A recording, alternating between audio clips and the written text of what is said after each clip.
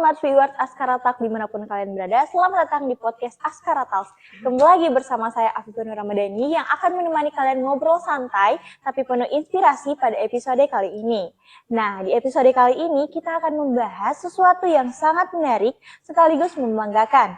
Dunia kompetisi ilmiah selalu menjadi arena yang menantang, tempat ide-ide dan kemampuan berpikir kritis kita diuji. Kemudian berada di tengah persaingan mahasiswa dari berbagai universitas bukanlah hal yang mudah. Namun, kedua tamu kita hari ini berhasil membuktikan bahwa karya mereka bikin bisa unggul dari peserta lainnya. Nah, hari ini kita kedatangan dua tamu hebat yang telah mencapai prestasi membanggakan sebagai juara pertama kompetisi opini ilmiah Forecasta 2025 pada subtema pendidikan dan kesehatan sebagai pilar pembangunan ekonomi. Di mana sebuah prestasi yang pastinya tidak diraih dengan mudah. Ada kerja keras dan banyak cerita yang mungkin tidak semua orang tahu. Oleh karena itu, pada kesempatan ini kita akan mendengar secara langsung bagaimana sih perjalanan mereka mengikuti kompetisi tersebut. Nah, sebelum itu, agar para pendengar Askara Talks bisa lebih mengenal siapa saja yang hadir bersama kita hari ini, saya persilahkan untuk memperkenalkan diri terlebih dahulu. Perkenalkan, nama saya Auliana M. Saya dari angkatan 2024 dari Fakultas Farmasi. Perkenalkan, nama saya Glora Tiovana dari angkatan 2024 jurusan Farmasi. Wow, halo. Gimana kabarnya hari ini dan apa sih kesibukannya adik-adik sekarang ini? Kabarnya baik. Untuk kesibukan akhir-akhir ini pastinya menjalani kehidupan sebagai mahasiswa farmasi semester 3. Kalau dari Aul, gimana nih kabarnya? Kesibukannya juga hari ini apa? Alhamdulillah juga baik. Sama kayak Dora, kesibukannya hanya menjalani kehidupan sebagai mahasiswa semester 3. Oh, mahasiswa semester 3 Fakultas Farmasi. Nah, sebelum lanjut nih, saya mau ngucapin selamat buat kalian yang sudah berhasil mendapatkan juara 1 di kompetisi opini ilmiah Forecasta 2025 pada subtema pendidikan dan kesehatan sebagai pilar pembangunan ekonomi. Nah, kita mulai dulu nih dari pertanyaan awal. Kemarin kan kalian mendapat juara 1 dalam kompetisi Forecasta. Nah, boleh dong diceritain sedikit, menurut kalian apa sih Forecasta itu? Kenapa bisa kalian tertarik untuk mengikuti Forecasta 2025? Untuk Forecasta itu sendiri, itu singkatan dari Forum Ekonomi Sulawesi Tenggara. Nah, Bank Indonesia ini mengadakan Forecasta untuk khususnya opini ilmiah untuk semua mahasiswa yang berada di Sulawesi Tenggara ini dapat memberikan opini maupun ide untuk kemajuan dari ekonomi Sulawesi Tenggara itu sendiri. Jadi kalau izin menambahkan, jadi Forecasta itu wadah yang dibuat oleh Bank Indonesia untuk menampung opini, ide, gagasan dari mahasiswa maupun halayak umum. Bagaimana sih caranya untuk memajukan ekonomi dari Sulawesi Tenggara itu sendiri? Wow, lumayan rumit ya, dari kata-katanya kayak rumit sekali ini perlombaan. Nah, perlombaan ini kan seperti yang adik-adik bilang kan ini pasti terdiri dari beberapa bidang lomba. Nah, kalau dari bidang lomba yang kalian pilih ini alasannya apa? Jadi dia ini ada 5 bidang. Namun kami sendiri mengambil tema subtema kesehatan dan pendidikan sebagai pilar pembangunan ekonomi. Kenapa kita pilih itu? Karena pertama, kita kan sebagai mahasiswa farmasi, mahasiswa kesehatan. Jadi, kalaupun kita mau ambil tema ataupun subtema dan mau ambil judul, pastinya harus relevan dengan jurusan yang sedang kita ampuh pada saat ini. Wah, rumit sekali ya. Di tengah kehektikan kuliah, memilih untuk mengikut Forecasta juga yang memikirkan tentang perkuliahan. Nah, kita bergeser sedikit nih, bagaimana sih perasaan adik-adik ketika diumumkan menjadi juara 1 kegiatan Forecasta 2025 pada subtema pendidikan dan kesehatan sebagai pembangunan ekonomi? Tentunya senang, speechless juga, Bangga banget. Bahkan sebelum diumumin juara 1, diumumin untuk 5 besar aja udah kayak nggak nyangka dari 1.000 peserta 1.418 peserta yang mendaftar. Jadi kayak sebenarnya dibanding diumumkan juara 1, euforianya itu lebih terasa waktu kita diumumkan 5 besar sebagai finalis subtema pendidikan dan kesehatan. Oh, semangat sekali ya. Nah, Boleh nih diceritain gimana sih prosesnya awal mengikuti lomba ini dan mungkin apa saja persiapan yang sudah kalian siapkan, mungkin dari awal penyusunan karya, wawancara, kemudian kemarin kan saya sempat lihat kalian tuh belajar untuk presentasi. Nah, boleh nih diceritain sedikit dari awalnya. Kalau dari awalnya itu pertama dia tuh awalnya tidak tahu sebenarnya apa itu orkestra, apa itu Bank Indonesia. Karena saat kita mendaftar itu kita masih semester 2 Kak. Nah kebetulan kemarin itu kan farmasi ada kegiatan inaugurasi angkatan 2024. Kebetulan kita berdua salah satu panitianya. Jadi sebenarnya tujuan kita pertama ikut lomba ini adalah kita mau belajar menulis karena tahun depan kita berencana ikut PKM gitu. Jadi kita mau asah gimana sih hektik menulis, gimana sih susahnya, gimana sih buat ide, kayak pokoknya kayak gimana. Kita nggak ada harapan untuk menang, kita nggak ada harapan untuk, cuman kita memang mau membangun relasi dengan dosen pembimbing kita karena targetnya kita adalah beliau untuk PKM tahun depan gitu.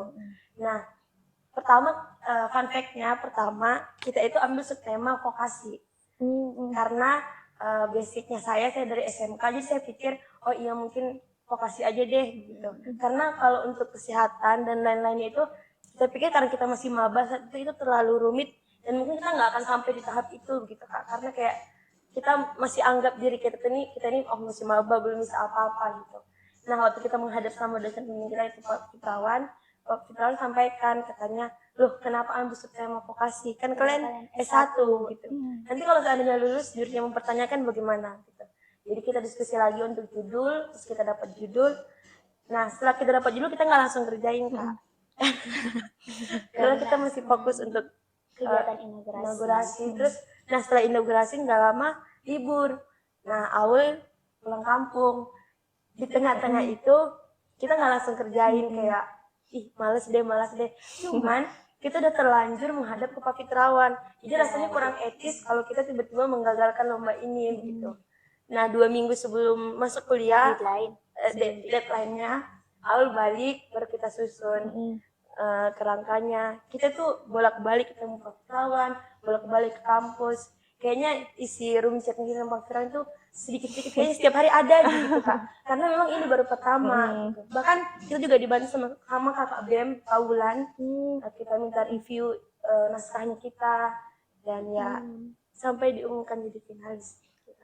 Sangat hektik ya di tengah inaugurasi, praktikum, kuliah, libur. Ternyata masih tetap pilih untuk ikut orkestra.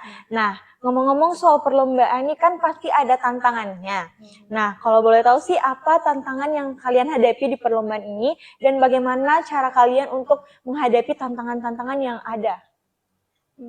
Kalau mungkin yang tadi seperti yang Glora bilang, tantangan yang pertama itu di acara inaugurasi karena ada kesibukan di panitia, mau juga urus yang ini yang ilmiah, tapi kita lebih memprioritaskan inaugurasi karena jalannya lebih cepat. Selanjutnya yang kedua mungkin pas Aul pulang kampung. Nah di situ betul-betul yang kayak susah untuk komunikasinya karena tidak dalam satu wilayah yang sama. Terus juga waktu. Iya. Waktu. Jadi beruntungnya setelah mengikuti kegiatan orkestra ini kita jadi bisa nentuin mana nih prioritas yang pertama, mana yang kedua, mana deadline yang pertama, deadline yang kedua gitu Kak. Sebenarnya secara keseluruhan tetap aja ke waktu tantangannya. Berarti lebih ke manajemen waktunya. Oh, berarti dengan ikut orkestra berarti bisa lebih memanajemen lagi waktunya. Oke.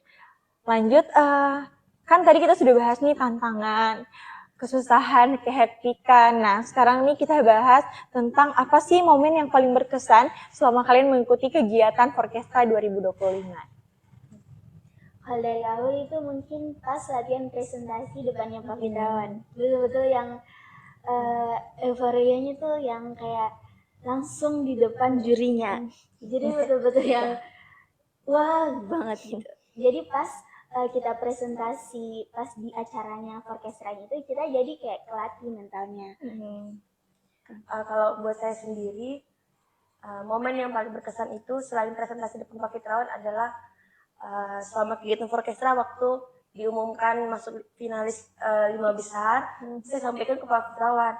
Momen itu buat saya menyenangkan karena saya nggak nyangka kalau ternyata kita pilih dosen pembimbing itu yang benar-benar excited. memperlakukan kayak gimana. Kan kita masih baru Kak, kita sama sekali nggak tahu apa-apa itu opini ilmiah, apa kerangkanya, bagaimana, kita sama sekali nggak tahu. Jadi apa-apa itu tanya kebetulan. Jadi momennya itu waktu saya kabarin, selamat malam Bapak, itu saya ingat sekali jam 11 malam. Selamat malam Bapak, kita lolos semua finalisasi besar.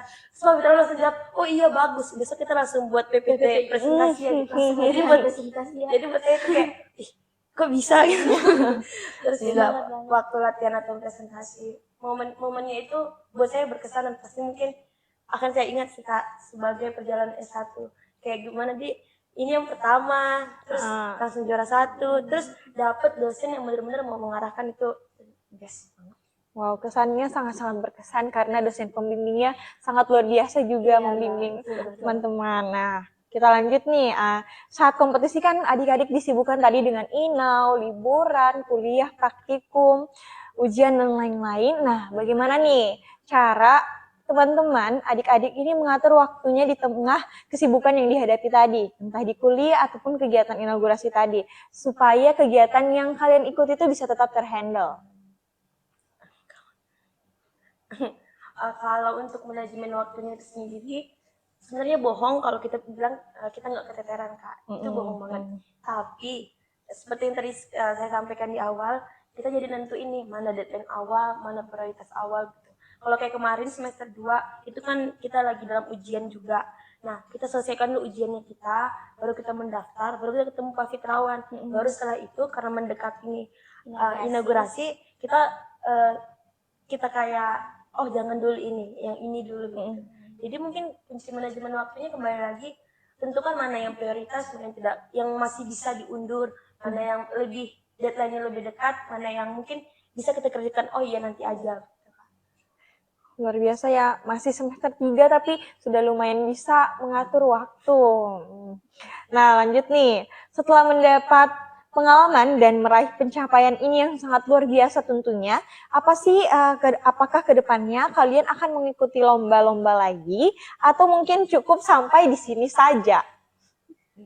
Kalau dari kami kan tentunya pasti akan mengikuti lomba-lomba selanjutnya. Dan fun fact-nya juga mungkin orang lihatnya oh iya sudah juara 1. Setelah kami juara 1, kami ikut beberapa lomba lagi Kak, tapi gagal, dan itu kami merasa kayak oh ya udah nggak apa-apa gitu. Jadi kalau ditanya mau ikut lomba lagi pasti sampai nanti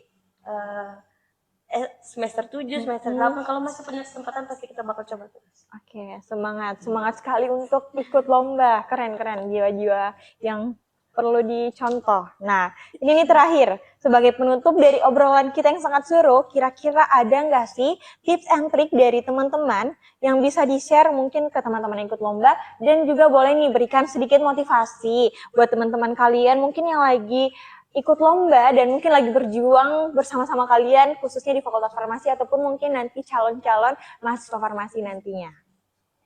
Kalau dari saya, yang pertama, pilih partner yang cocok untuk kamu. Jadi pilih partner yang sefrekuensi, entah itu bisa memahami dari segi waktu, karena kan waktunya Al dan Glora juga nggak pernah sama. Jadi ya kita sama-sama mencocokkan jadwal.